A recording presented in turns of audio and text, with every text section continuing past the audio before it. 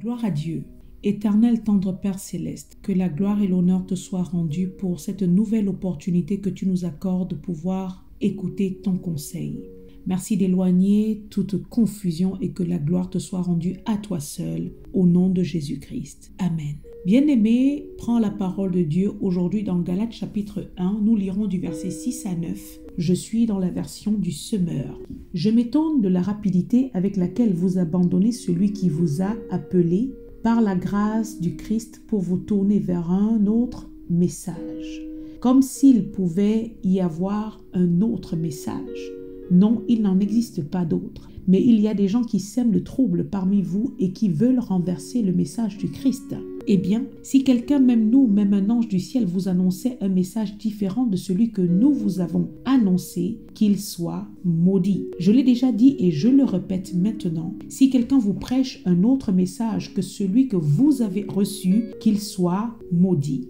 Que Dieu soit loué et qu'il vous bénisse abondamment au nom puissant de Jésus-Christ. Bien-aimé, dans le passage à peine lu, c'est l'apôtre Paul qui parle. Et Paul, pour la gouverne de qui ne le sait pas, n'était pas n'importe qui, mais c'était un homme oint spirituellement au travers de qui Dieu accomplissait des miracles extraordinaires. Actes chapitre 19 verset 11 nous dit que ses mouchoirs guérissaient les malades. Paul était un prédicateur pointu de l'évangile de Christ, un exemple, un modèle à suivre. Et c'est lui qui s'adresse aux croyants des églises de Galate en tant que leur fondateur et apôtre. Et il dit: je m'étonne de la rapidité avec laquelle vous abandonnez celui qui vous a appelé par la grâce du Christ pour vous tourner vers un autre message. Bien-aimé, Paul, en tant qu'enseignant aiguisé de la parole de Dieu droitement divisée et abasourdi de voir comment les personnes qui ont connu la vérité, connu Christ,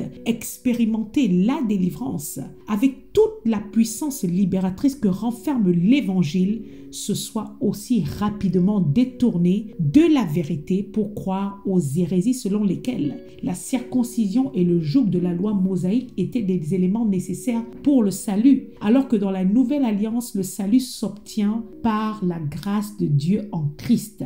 Paul ne comprenait tellement pas les Galates qu'il dira dans Galates chapitre 5 verset 7 « Vous couriez bien, qui vous a arrêté pour vous empêcher d'obéir à la vérité ?» Bien aimé, ce message s'adressait aux Galates, mais il est encore d'actualité et concerne tous ceux qui avaient commencé la marche avec Christ, obéissant à la vérité autrefois, mais qui aujourd'hui sont égarés dans les fausses doctrines et les faux raisonnements. Ce sont comme ça des croyants jadis dirigés par l'Esprit de Dieu, mais qui aujourd'hui sont aveuglés et sans discernement, ballottés à tout vent de doctrine. Car, tout comme les Galates, bon nombre de croyants qui avaient accepté le message de l'Évangile et commencé à vivre en nouveauté de vie selon la parole de Dieu, à un moment donné, par manque de veille, de vigilance, sont tombés dans un égarement total. Cependant, Paul a dit: si quelqu'un vous prêche un autre message que celui que vous avez reçu, qu'il soit maudit. Car en ce qui concerne la parole de Dieu, rien, absolument rien, ne doit y être ajouté ou retranché au risque de la déformer. Et quiconque dilue l'évangile original et fondamental de Christ demeure sous la malédiction de Dieu. Apocalypse chapitre 22, versets 18 à 19. Et sur ce point, j'aimerais ouvrir une petite parenthèse et dire un mot avant d'aller plus loin à un parent ou conducteur spirituel qui m'écoute en ce moment. Bien-aimé, dans le cadre de ton ministère, prends pour exemple Paul, qui ne recherchait pas la faveur des hommes, mais celle de Dieu. Dans le verset 10 de ce même chapitre de Galates 1, il dira: « Et maintenant, est-ce la faveur des hommes que je désire ou celle de Dieu? Est-ce que je cherche à plaire aux hommes? Si je plaisais encore aux hommes, je ne serai pas serviteur de Christ. Bien-aimé, dans le cadre de ton appel, de ton ministère, ne cherche pas ce qui plaît aux hommes. Ne cherche pas à prêcher cet évangile de complaisance pour contenter les brebis. Si Dieu t'a appelé, c'est pour prêcher la vérité et non selon les goûts des uns et des autres. Tout prédicateur de l'évangile doit prêcher la parole de Dieu dans son authenticité, car c'est une responsabilité lourde pour laquelle nous aurons des comptes à rendre à Dieu. Je le dis comme ça car plusieurs dirigeants ont peur. Ils craignent de voir se vider leur assemblée ou groupe de prière. Ils évitent certains sujets car il y a des brebis qui refusent la croissance spirituelle, qui refusent de grandir dans la vérité, remplis de susceptibilité et ne supportant pas le vrai évangile. Ils ne sont assis dans les groupes de prière que pour entendre les choses qui plaisent et qui apaisent leur âme angoissée et qui ne dérangent en rien leurs péchés pratiqués au quotidien. Paul, s'adressant à Timothée, dira dans 2 Timothée chapitre 4 versets 3 à 5, car il viendra un temps où les hommes ne supporteront pas la saine doctrine, mais ayant la démangeaison d'entendre les choses agréables, ils se donneront une foule de docteurs selon leurs propres désirs, détourneront l'oreille de la vérité et se tourneront vers les fables. Bien-aimé, j'aimerais te dire que nous sommes déjà dans ce temps-là. Voilà pourquoi dans l'exercice de ton ministère, si ton souci est encore celui de plaire aux hommes, sache que tu es en train de pécher devant Dieu. Car parfois prêcher la vérité à certaines personnes dans certains milieux t'attirera des ennuis et des souffrances. Tu auras à subir la méchanceté, l'injustice, voire la séparation accompagnée de diffamation parce que tu dis la vérité. Paul a dit à son fils Timothée dans 2 Timothée 4 verset 5, « Mais toi sois sobre en toutes choses, supporte les souffrances, fais l'œuvre d'un évangéliste, remplis bien ton ministère, car il n'y a pas de prédication d'évangile sans souffrance, bien-aimé. Nous ne sommes pas plus grands que le Maître qui, avant nous, a eu à subir l'ignominie des hommes. Bien-aimé, prends conscience que les gens viendront toujours vers toi. Et après avoir mangé le pain et le poisson, après avoir en d'autres termes reçu leur bénédiction recherchée, ils chercheront à te nuire en te rabaissant, en t'humiliant, en allant raconter tout et n'importe quoi. Mais aujourd'hui, je vais te redire ce que Paul disait à son fils Timothée, « Mais toi, sois sobre en toutes choses, supporte les souffrances, fais l'œuvre d'un évangéliste, remplis bien ton ministère. » Car prêcher l'évangile dans son authenticité reste un très grand privilège, bien-aimé. C'est un honneur que de travailler pour Dieu, pour l'Éternel des armées, qui n'est pas des moindres. Et tu n'es pas n'importe qui. Alors, courage, bien-aimé, relève ta tête, serviteur, servante de l'Éternel, et continue à exercer ton ministère, car ta récompense sera très grande auprès de Dieu. Parenthèse refermée. Bien-aimé, pour les Galates, leur égarement était dû aux faux docteurs qui les troublaient avec les faux enseignements. Mais qu'en est-il de toi qui m'écoutes en ce moment? Qu'est-ce qui te trouble? Qui te trouble? S'il y a une chose que Satan a bien compris, c'est que c'est le spirituel qui guide le physique. Voilà pourquoi continuellement il dérobe la vérité qui est la parole de Dieu pour semer à la place des hérésies. Les stratégies de Satan n'ont jamais changé depuis la Genèse. Souvenons-nous que pour pousser Adam et Ève à la chute et introduire en eux la mort, il a utilisé le Dieu, a-t-il réellement dit, la déformation de la parole. Et c'était ce que faisaient ces faux docteurs pour égarer les Galates. Ils ont dilué le message de Paul. Plusieurs s'amusent avec le domaine spirituel et ne comprennent toujours pas la stratégie de guerre employée par Satan et les démons. Toutes ces déviations spirituelles sont là pour entraîner l'endurcissement de cœur, le refus de la vérité. Tout ceci n'a pour but que de maintenir, voire ramener les victimes dans le filet de l'oiseleur, afin que leurs conditions soient pires que celles qu'ils avaient avant d'avoir connu Christ. Bien-aimé, c'est seulement en demeurant fermement attaché à la vérité que tu peux avoir la victoire sur les différentes épreuves de cette vie. Jean 8, 32, vous connaîtrez la vérité et la vérité vous affranchira. En ce moment où le monde va à à la dérive. Les abominations ne font que se multiplier autour de nous. Les gens n'ont plus la crainte de Dieu et l'égarement est décuplé. Le message que je donne aujourd'hui doit résonner dans ton cœur comme une sonnette d'alarme, enfant de Dieu. Sois conscient que Satan rôde et il cherche à introduire en toi le mensonge, l'ivraie, qui est quelque chose qui ressemble au grain de blé, mais qui en réalité n'est qu'un poison mortel. Et une fois que tu l'as consommé, il crée en toi de sérieux dommages. Matthieu chapitre 13 verset 24 dit: le royaume des cieux est semblable à un homme qui a semé une bonne semence dans son champ. Mais pendant que les gens dormaient, son ennemi vint, sema de l'ivraie parmi le blé et s'en alla. Voilà quel est le rôle de l'adversaire. Or, plusieurs personnes qui m'écoutent en ce moment autour de nous, parmi les croyants dans la maisonnée, sont remplis d'ivraie, d'égarements que le diable a semés pendant leur sommeil, pendant qu'ils ne veillaient pas sur leur marche, leurs pensées, leur cœur. Satan, une fois qu'il t'a distrait, que tu es endormi, il te détourne de la vérité qui est Christ, je le rappelle, pour te ramener peu à peu prisonnier de ces jougs maléfiques de servitude. Plusieurs personnes qui m'écoutent, je le redis, ont consommé de l'ivraie et cela s'entend dans ce qui sort de leur bouche.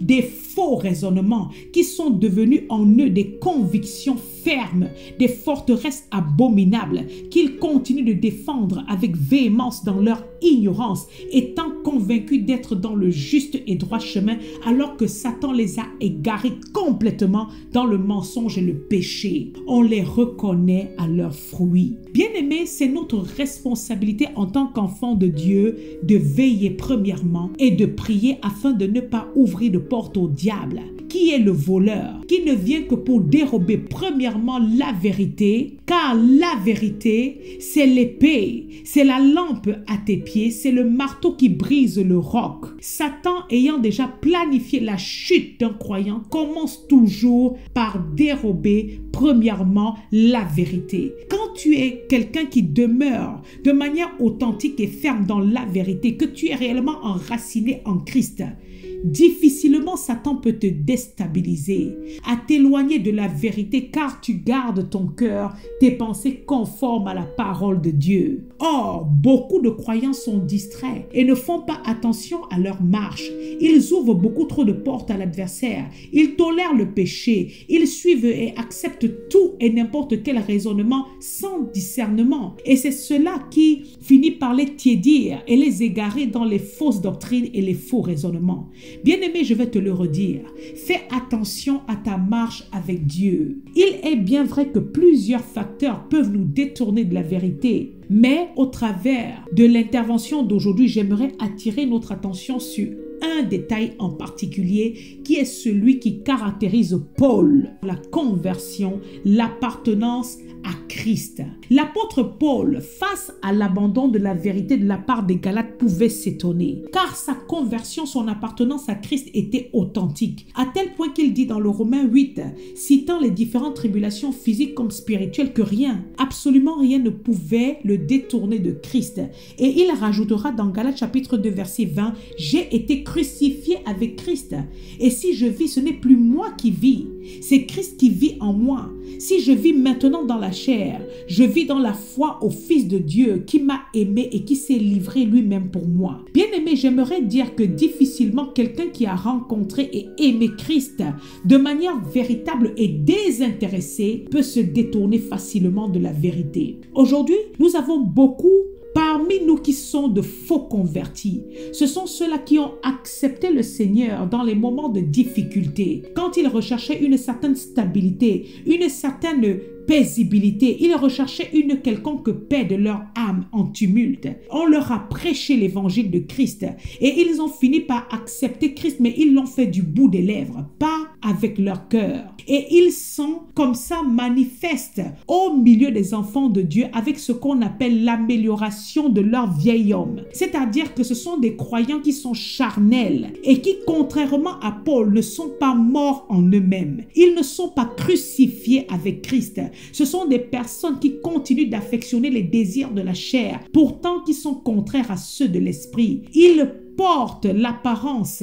Ils s'expriment parfois avec le langage d'enfants de Dieu, le langage de chrétiens, alors que de Christ en eux, ils n'ont rien. Ils récitent parfois des versets bibliques, mais n'en appliquent aucun. Ce sont des religieux qui ne permettent pas au Saint-Esprit de travailler leur intérieur, de travailler leur cœur, leur raisonnement, leurs pensées. Ils trient les messages qu'ils aiment dans la parole de Dieu. Bien-aimés, de telles personnes facilement, rapidement peuvent adhérer aux hérésies et se perdre, car la base de leur conversion à Dieu n'était pas authentique. Plusieurs personnes viennent à Christ, non pas pour l'aimer et marcher en nouveauté de vie, mais ils viennent à Christ pour obtenir des grâces et des bénédictions physiques, matérielles, et c'est tout. Voilà pourquoi Jésus-Christ lui-même, il dira dans Matthieu chapitre 7, verset 21, « Ceux qui me disent, Seigneur, Seigneur, n'entreront pas tous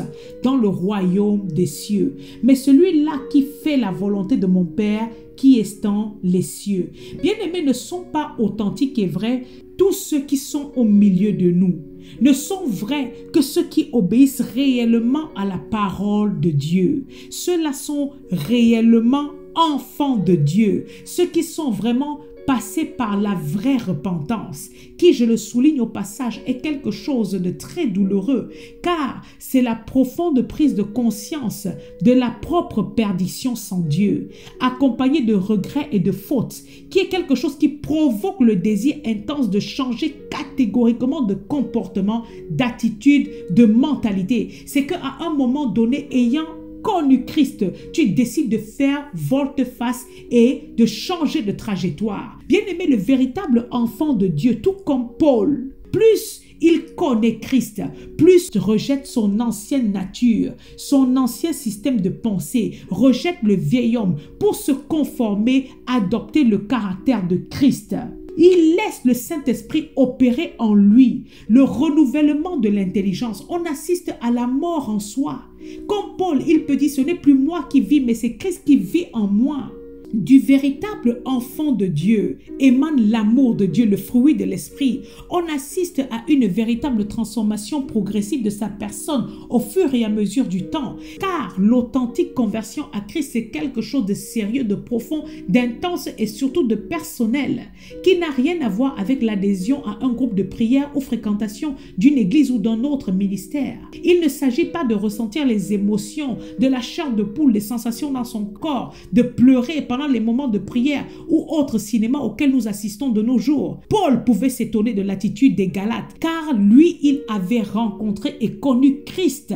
Il était témoin de sa transformation interne. Il s'est vu passer de Saul de Tarse, persécuteur de l'Église, à fervent défenseur de Christ et de son évangile, considérant tout ce qu'il défendait jadis avec zèle comme de la boue quand il a vraiment connu Christ. Aujourd'hui, beaucoup trop de mascarades, d'amusement, de fausseté dans le milieu chrétien, que le temps, qui est un excellent indicateur, finit toujours par si bien exposer. Bien aimé, le temps vient toujours révéler qui est qui a vraiment cru ou non, car plusieurs feignent, je le redis, et ne sont là que pour le désordre et entraîner des scandales parmi les enfants de Dieu. La vie spirituelle est loin d'être un amusement. C'est quelque chose de sérieux et qui détermine beaucoup de choses, et nous ne devons pas nous laisser distraire, mais en tout temps, nous devons rester focalisés sur le plus important, qui est l'obéissance à la vérité. Aujourd'hui, ce message s'adresse à toi qui t'es refroidi, toi qui as connu la vérité de Dieu, qui a accepté Christ comme ton maître à un moment donné, qui a même expérimenté le miracle, sa paix et sa grâce. Le Seigneur te demande pourquoi tu t'es aussi vite détourné de la vérité pour retourner à tes vomissures, à ta saleté. N'as-tu pas appris que le salaire du péché, c'est la mort? N'as-tu pas été enseigné sur qui est le diable et sur quels sont ses objectifs pour ta vie? As-tu oublié ce dans quoi tu étais assis avant que Dieu ne te sauve? Bien-aimé, retiens que seule la vérité affranchit. Bien-aimé, restons conscients que nous sommes en guerre spirituellement contre les esprits diaboliques. Le royaume des ténèbres, qui est à l'opposé du royaume de Dieu et de la vérité, est en guerre contre tout enfant de Dieu. Et chaque fois qu'une âme vient à Christ, c'est comme une déclaration de guerre aux esprits diaboliques et à l'adversaire qui vont tout faire pour te ramener dans les ténèbres. Comment as-tu commencé ton année avec le Seigneur? Comment es-tu en train d'achever cette année, bien-aimé? Dans quel camp te retrouves-tu? Que Dieu nous accorde sa grâce de demeurer fermement attachés à la vérité en cette fin de 2021, qui, comme toutes les fins d'année, est un fort moment de réclamation spirituelle où l'adversaire redouble davantage dans ses attaques et l'égarement en fait partie. Bien-aimé, tiens ferme dans la vérité. Que Dieu te bénisse.